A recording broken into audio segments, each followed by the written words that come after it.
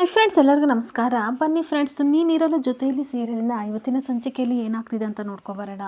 ಅದಕ್ಕೂ ಮುಂಚೆ ಯಾರೆಲ್ಲ ನನ್ನ ವೀಡಿಯೋ ನೋಡ್ತಾ ಇದ್ದೀರಾ ಅವರೆಲ್ಲ ಪ್ಲೀಸ್ ಪುಟ್ಟದೊಂದು ಲೈಕ್ ಮಾಡಿ, ಹಾಗೆ ಫಾಲೋ ಮಾಡೋದನ್ನು ಮರಿಬೇಡಿ. ಬನ್ನಿ ಸ್ಟಾರ್ಟ್ ಮಾಡೋಣ.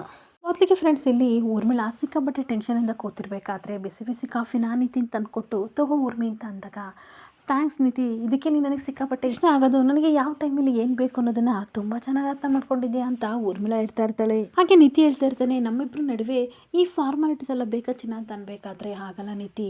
ನನಗೇನಾದರೂ ಒಂಟಿ ಅಂತ ಅನ್ನಿಸ್ದಾಗ ನಾವು ಒಂಟಿ ಅಲ್ಲ, ನಾವಿಬ್ಬರು ಇದ್ದೀವಿ ಅಂತ ಆವಾಗವಾಗ ನೀನು ನೆನ್ಪು ಮಾಡ್ತಾ ಇರ್ತೀಯ ಅಂತ ಹೇಳ್ತಾ ಇರಬೇಕಾದ್ರೆ, ಕೊನೆ ಉಸಿರಿರೋರ್ಗೂ ಸಹ ನಿನ್ನ ಜೊತೆಯಾಗಿ ನಾನು ಇರ್ತೀನಿ, ಅದನ್ನು ನೀನು ನೆನ್ಪಿಟ್ಕೋ ಊರ್ಮಿ ಅಂತ ಅನ್ಬೇಕಾದ್ರೆ, ಹೌದು ನಿತಿ, ನನಗೆ ಕಷ್ಟ ಅಂತ ಬಂದಾಗ ನನ್ನ ಜೊತೆ ನಿಲ್ಲನು ನೀನೊಬ್ಬನೇ.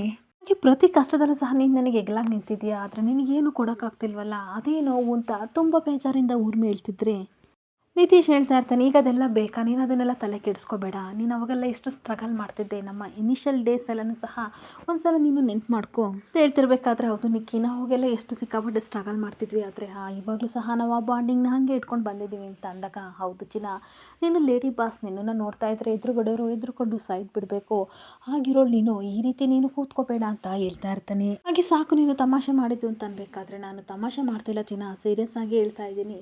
ಸಮಾಜದ ದೃಷ್ಟಿಯಲ್ಲಿ ನಮ್ಮಿಬ್ಬರ ಸಂಬಂಧ ಸುಳ್ಳಾಗಿರ್ಬೋದು, ಆದರೆ ನಾವು ಪ್ರೀತಿ ಮಾಡ್ತಿರೋದಂತೂ ನಿಜ. ಆದರೆ ನನಗೆ ಬೇಕಾಗಿರೋದು ನಿನ್ನ ಮುಖದಲ್ಲಿ ನಗು, ಹಾಗೆ ಯಾವಾಗಲೂ ನಿನಗೆ ಜಯ ಸಿಗಬೇಕು, ಅದಕ್ಕೋಸ್ಕರ ನಾನು ಏನು ಬೇಕಾದರೂ ರೆಡಿ ಇದ್ದೀನಿ ಊರ್ಮಿ ಅಂತ ನಿಕ್ಕಿ ಹೇಳ್ತಾ ಇರ್ತಾನೆ.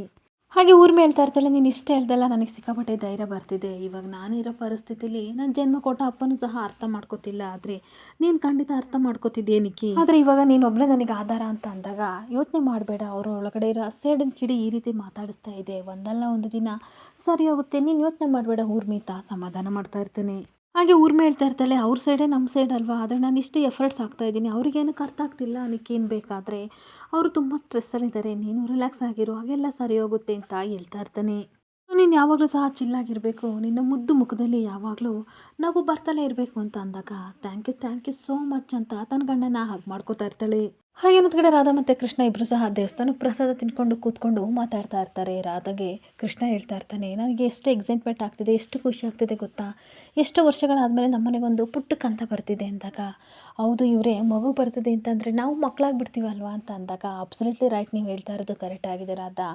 ನಮ್ಮ ಅಣ್ಣನ ಲೈಫು ಸರಿ ಇರಲಿಲ್ಲ, ಮದುವೆ ಆದಮೇಲೆ ಇವಾಗ ಸರಿ ಆಗ್ತಿದೆ, ಅದರಲ್ಲೂ ಮಗು ಬರ್ತಿದೆಯಲ್ಲ ಅವನಿಗೆ ಇನ್ನೆಷ್ಟು ಖುಷಿಯಾಗಿರ್ಬೋದು ಅಂತ ಅಂದಾಗ, ಹೌದು ಮಗು ಬೇಕು ಅಂತ ಕಾಯ್ತಿರೋರಿಗೆ ಎಷ್ಟು ಖುಷಿ ಆಗುತ್ತೆ ಅಂತ ರಾಧಾ ಹೇಳ್ತಾ ಇರ್ತಾಳೆ. ಹಾಗೆ ಈ ವಿಷಯ ಅಪ್ಪ ಅಮ್ಮನಿಗೆ ಗೊತ್ತಾದರೆ ಖಂಡಿತ ಕುಣ್ದಾಡ್ಬಿಡ್ತಾರೆ ಅಲ್ವಾ ರಾಧಾ ಅವರೇ ಅಂತ ಅನ್ಬೇಕಾದ್ರೆ, ಹೌದು ಇವರೇ ಅಜ್ಜಿ ತಾತನಿಗೆ ಮಕ್ಕಳಿಗಿಂತ ಮೊಮ್ಮಕ್ಕಳ ಮೇಲೆ ಪ್ರೀತಿ ಜಾಸ್ತಿ ಅಂತ ಹೇಳ್ಬಿಟ್ಟು ತನ್ನ ಅಮ್ಮನ ನೆನ್ಪು ಮಾಡ್ಕೋತಾ ಇರ್ತಾಳೆ.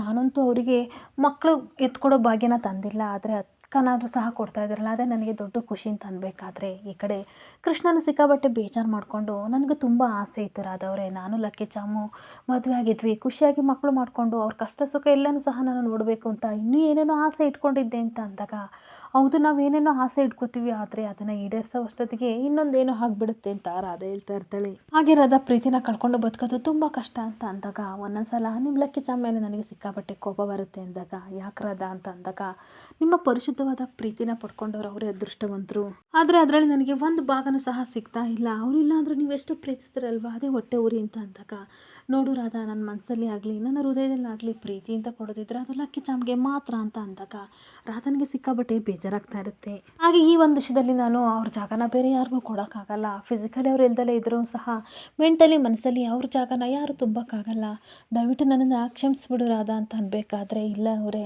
ಕ್ಷಮಿಸ್ಬೇಕಾಗಿರೋದು ನಾನಲ್ಲ ನೀವು ಅಂತ ಅಂದಾಗ ಕೃಷ್ಣನಿಗೆ ಆಶ್ಚರ್ಯ ಆಗ್ತಾ ಇರುತ್ತೆ. ಏನೊಂದು ಕಡೆ ನೀತಿಗೆ ಕೀರ್ತಿ ಅಣ್ಣ ತಿನ್ನಿಸ್ತಿರ್ಬೇಕಾದ್ರೆ, ಸಾಕು ರೀ ಎಷ್ಟು ತಿನ್ನಿಸ್ತೀರಾ ಅಂತ ಅಂದಾಗ, ನನಗೆ ಅದೆಲ್ಲ ಗೊತ್ತಿಲ್ಲ, 8 ತಿಂಗಳು ನಾನು ಏನು ಕೊಡ್ತೀನಿ ಅದನ್ನೆಲ್ಲ ತಿನ್ನಬೇಕು, ನಾನು ಗೂಗಲಲ್ಲೆಲ್ಲ ಸರ್ಚ್ ಮಾಡಿದ್ದೀನಿ, ಯಾವ ರೀತಿ ಪ್ರೆಗ್ನೆಂಟ್ ಲೇಡಿ ನಾನು ನೋಡ್ಕೋಬೇಕಂತ ನೋಡ್ಕೊಂಡಿದ್ದೀನಿ ಅಂತ ಅಂದಾಗ, ಸರಿ ಆಯಿತು ಕೊಡಿ ತಿಂತೀನಿ ಅಂತ ಹೇಳ್ತಾ ಇರ್ತಾಳೆ. ನನಗೆ ಎಷ್ಟು ಖುಷಿ ಆಗ್ತಿದೆ ಅಂತಂದರೆ, ಆ ಖುಷಿನ ಯಾವ ರೀತಿ ನಿಮಗೆ ಹೇಳ್ಕೋಬೇಕಂತ ಗೊತ್ತಾಗ್ತಿಲ್ಲ, ನಮ್ಮ ಪ್ರೀತಿಯ ಸಂಕೇತವಾಗಿ ಮಗು ಬರ್ತಿದೆ, ಈ ಪ್ರೀತಿಯ ಬಳ್ಳಿ ನನ್ನ ಮಡ್ಲಲ್ಲಿ ಬರುತ್ತೆ, ನನಗಂತೂ ಸಿಕ್ಕಾಪಟ್ಟೆ ಖುಷಿ ಆಗ್ತಿದೆ ಅಂತ ನೀತು ಹೇಳ್ತಾ ಇರ್ತಾಳೆ. ಹೀಗೆ ಕೀರ್ತಿ ಹೇಳ್ತಾ ಇರ್ತಾನೆ, ಹೌದು ನನಗೆ ಪ್ರೀತಿ ಅಂದರೆ ಏನು ಅಂತ ಇವಾಗ ಅರ್ಥ ಆಯಿತು ಅಂತ ಅಂದಾಗ, ಹೌದು ಮಗು ಬರ್ತಿದೆಯಲ್ಲ ಅದಕ್ಕೆ ಆನಂದ, ಹೆಂಡತಿ ಅಂದರೆ ಏನಿಲ್ಲ ಅಲ್ವಾ ಅಂತ ಅಂದಾಗ, ಅಯ್ಯೋ ನಿನ್ನ ಹಂಗಂದ್ರೆ ಹಿಂಗೆ ಅವತ್ತಿದ್ರು ನನ್ನ ಫಸ್ಟ್ ಪ್ರಿಫರೆನ್ಸ್ ನಿನಗೆ ಆಯಿತಾ, ಆಮೇಲೆ ಮಗು ಅಂತ ಅಂದಾಗ ನೋಡ್ತೀನಿ ಮಗು ಆದಮೇಲೆ ಯಾವ ರೀತಿ ನೋಡ್ಕೋತೀರಾ ಅಂತ ಅಂದಾಗ ನೋಡು ಬೇಕಾದರೆ ಹೋಗಲಿ, ಅದಕ್ಕೂ ಮುಂಚೆ ನಿನಗೆ ಯಾವ ಮಗು ಇಷ್ಟ ಅಂತ ಅಂದಾಗ ನನಗೆ ನಿಮ್ಮ ಥರ ಗಂಡು ಮಗು ಬೇಕು ಅಂತ ನೀತು ಹೇಳ್ತಿದ್ರೆ, ಇಲ್ಲ ನನಗೆ ನಿನ್ನ ಥರ ಮುದ್ದಾಗಿರೋ ಹೆಣ್ಣು ಮಗು ಬೇಕು ಅಂತ ಹೇಳ್ತಾ ಇರ್ತಾನೆ.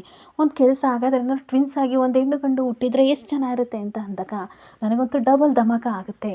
ಅಷ್ಟಕ್ಕೂ ಗಂಡು ಮಗು ಹುಟ್ಟಿದರೆ ನಾನು ಶೌರ್ಯ ಅಂತ ಹೆಸರಿಡ್ತೀನಿ ಅಂತ ಕೀರ್ತಿ ಹೇಳ್ತಿದ್ರೆ, ಹೆಣ್ಮಗು ಹುಟ್ಟಿದರೆ ಸಾನ್ವಿ ಅಂತ ಹೆಸರಿಡ್ತೀನಿ. ಯಾಕೆ ಅಂತಂದರೆ ನೀವು ಪುಟ್ಟಲಕ್ಷ್ಮಿ ಅನ್ನೋ ಹೆಸರು ನಿಮಗೆ ಇಷ್ಟ ಅಲ್ವಾ, ಸಾನ್ವಿ ಅನ್ನೋದು ಲಕ್ಷ್ಮಿಗೆ ನೇಮು ಅಂತ ಅನ್ಬೇಕಾದ್ರೆ ಸೂಪರ್ ಅದಕ್ಕೆ ಹೇಗಿದ್ರು ಗಂಡು ಮಗು ಇದ್ದಾರೆ, ನಮಗೆ ಹೆಣ್ಮಗು. ಹಾಗೆ ರಾಧಾಕೃಷ್ಣನಿಗೆ ಒಂದು ಹೆಣ್ಣು ಗಂಡು ಹುಟ್ಟಿದರೆ ಎಷ್ಟು ಚೆನ್ನಾಗುತ್ತೆ, ಕಂಪ್ಲೀಟ್ ಆಗುತ್ತೆ ಅಲ್ವಾ ನಮ್ಮ ಫ್ಯಾಮಿಲಿ ಅಂತ ಕೀರ್ತಿ ಹೇಳ್ತಿರ್ಬೇಕಾದ್ರೆ ಇವಳಿಗಂತೂ ಸಿಕ್ಕಾಬಟ್ಟೆ ಖುಷಿ ಆಗ್ತಾ ಇರುತ್ತೆ.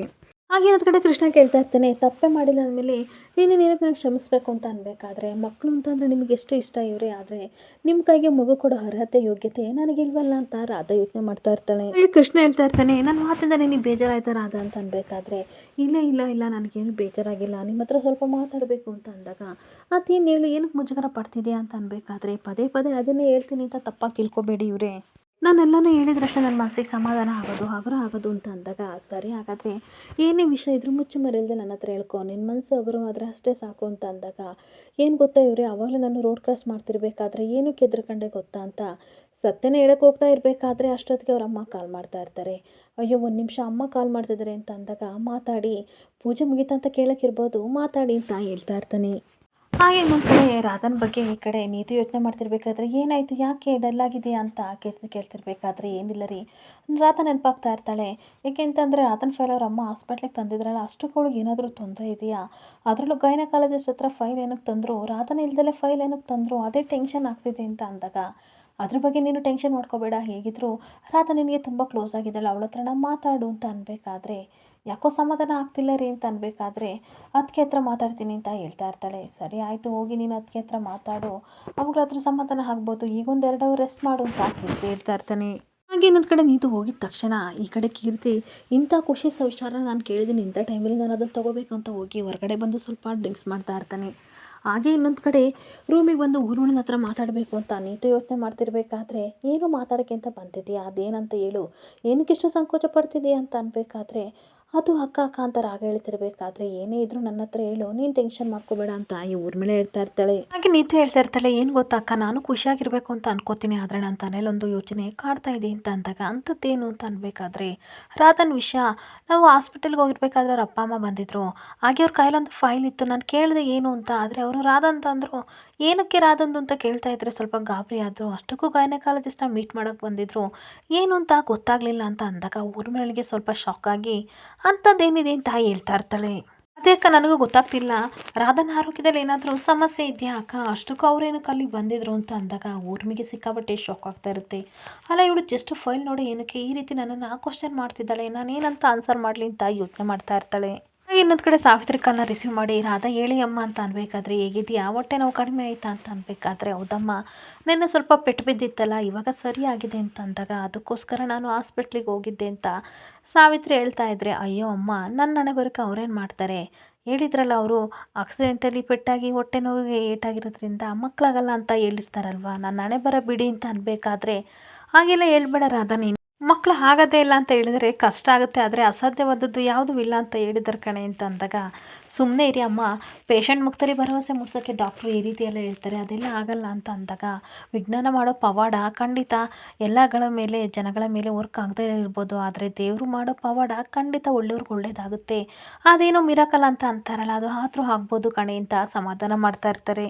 ಹಾಗೆ ರಾಧಾ ಹೇಳ್ತಾ ಇರ್ತಾನೆ, ನನಗೆ ಇದ್ರ ಮೇಲೆಲ್ಲ ನಂಬಿಕೆ ಇಲ್ಲ, ಏನೇನು ಹೇಳ್ಬೇಡ ಸುಮ್ಮನಿರಮ್ಮ ಅಂತ ಅಂದಾಗ ನಾನು ಸುಳ್ಳು ಹೇಳ್ತಿಲ್ಲ ಕಣೆ, ನೀನು ಯಾವಾಗಲೂ ಹೇಳ್ತಾ ಇರ್ತೀಯಲ್ಲ ಅನುಮಾನ ಇಲ್ದಿದ್ದ ಕಡೆ ನಂಬಿಕೆ ಜಾಸ್ತಿ ಅಂತ ಅಂತಿದ್ದೀಯಲ್ಲ, ಎಲ್ಲ ಒಳ್ಳೇದಾಗ್ಬೋದು ಅಂತ ನನಗನ್ನಿಸ್ತಿದೆ ಅಂತ ಸಾವಿತ್ರಿ ಹೇಳ್ತಾ ಇರ್ತಾಳೆ.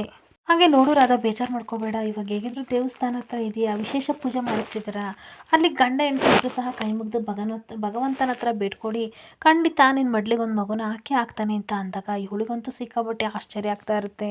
ನಿನ್ನ ಮುಖದಲ್ಲಿ ನಗು ಸದಾ ಇರುತ್ತೆ ಕಣೆ ಅಂತ ಅನ್ಬೇಕಾದ್ರೆ ಕೃಷ್ಣನ ಮುಖ ನೋಡಿ ರಾಧಾ ಯೋಚನೆ ಮಾಡ್ತಾ ಇರ್ತಾಳೆ, ಇನ್ನು 6 ತಿಂಗಳಲ್ಲಿ ಡೈವರ್ಸ್ ತಗೊಂಡು ನಿಮ್ಮ ಮನೆ ಬಾಗ್ಲಲ್ಲಿ ಇರ್ತೀನಮ್ಮ, ಆದರೆ ನಾನು ಏನು ಮಾಡಲಿ, ಅಂಥದ್ರಲ್ಲಿ ಈ ಮಗು ನಗು ನನ್ನ ಜೀವನದಲ್ಲಿ ಇಲ್ಲ ಬಿಡಿ ಅಂತ ಯೋಚನೆ ಮಾಡ್ತಾ ಇರ್ತಾಳೆ. ಹಾಗಿದ್ರೆ ನಿಮಗೆ ಯಾವ ರೀತಿ ಹೇಳಲಿ ಅಂತ ಯೋಚನೆ ಮಾಡ್ತಿರ್ಬೇಕಾದ್ರೆ, ಸರಿ ರಾಧಾ ನೀವು ಹುಷಾರಾಗಿ ಬನ್ನಿ, ನಾನು ಫೋನ್ ಇಡ್ತೀನಿ ಅಂತ ಕಟ್ ಮಾಡಿದ್ರೆ, ಈ ಕಡೆ ಕೃಷ್ಣನ ಮುಖ ನೋಡಿಕೊಂಡು ರಾಧಾ ಹಾಗೆ ನಿಂತ್ಕೊಬಿಡ್ತಾಳೆ. ಇನ್ನೊಂದು ಕಡೆ ಊರ್ಮಿಳ ಯೋಚನೆ ಮಾಡ್ತಾ ಇರ್ತಾಳೆ, ಎಲ್ಲ ವಿಷಯನ ನಾನು ಮುಚ್ಚಿಡೋಕೆ ಟ್ರೈ ಮಾಡ್ತಾ ಇದ್ರೆ ನಮ್ಮನೇಲೆ ಓಪನ್ ಆಗ್ತಿದೆಯಲ್ಲ, ಆದಷ್ಟು ಬೇಗ ಇದಕ್ಕೊಂದು ಅಂತ್ಯ ಹಾಡಬೇಕು ಅಂತ ಅನ್ಬೇಕಾದ್ರೆ ನೀತು ಹೇಳ್ತಾ ಇರ್ತಾಳೆ, ಅಲ್ಲ ಅಕ್ಕ ರಾಧನೆ ಇಲ್ದಲೆ ಅವಳು ಫೈನ್ನ ಹೇಗೆ ತಗೊಂಡೋದ್ರು ಅಂತ ಕೇಳ್ತಾ ಇರ್ತಾಳೆ. ಹಾಗೆ ಈ ಕಡೆ ಊರ್ಮಿಳ ಇರ್ತಾ ಇರ್ತಾಳೆ, ಟೆನ್ಷನ್ ಮಾಡ್ಕೋಬೇಡ, ಅಷ್ಟೇನಾ ಈ ವಿಷಯಕ್ಕೆಲ್ಲ ಟೆನ್ಷನ್ ಮಾಡ್ಕೊಂಡಿದ್ಯಾ, ಅದೇನು ಅಂತ ನಾನು ಹೇಳ್ತೀನಿ ಕೂತ್ಕೋ, ಇಂಥ ಟೈಮಲ್ಲಿ ಜಾಸ್ತಿ ನಿಂತ್ಕೋಬೇಡ. ನಿನ್ನೆ ಶರ್ಮಿಳಾ ಕಾಲ್ ಮಾಡಿದ್ಲು, ರಾಧಾ ಮತ್ತೆ ಕೃಷ್ಣ ಕುಲದೇವರು ದೇವಸ್ಥಾನಕ್ಕೆ ಹೋಗಿದ್ರಲ್ಲ, ಒಳ್ಳೇದಾಗ್ಲಿ ಅಂತ ಇವರು ದೇವಸ್ಥಾನಕ್ಕೆ ಹೋಗಿದ್ರಂತೆ, ಹಾಗೆ ಏನು ಜಾತಕನ ತಗೊಂಡು ಹೋಗಿದ್ರಂತೆ, ಅದ್ರ ಜೊತೆ ಫೈಲ್ ಇರ್ಬೋದು, ನೀನು ತಪ್ಪಾಗಿ ತಿಳ್ಕೊಂಡಿದ್ಯಾ ಅಂತ ಅಂದಾಗ, ಇಲ್ಲ ಅಕ್ಕ ನಿಜವಾಗ್ಲೂ ಅವ್ರ ಕೈಲಿ ಫೈಲ್ ಇತ್ತು, ಅಷ್ಟಕ್ಕೂ ಹಾಸ್ಪಿಟ್ಲಿಗೆ ಏನಕ್ಕೆ ಬಂದರು ಅಂತ ಅಂದಾಗ, ಏನೋ ಮಂಡಿ ನೋವು ಇರ್ಬೋದು ಅದಕ್ಕೆ ಬಂದಿದ್ದಾರೆ, ನಾವು ಫೋನ್ ಮಾಡಿ ಏನಕ್ಕೆ ಬಂದ್ರಿ ಅಂತ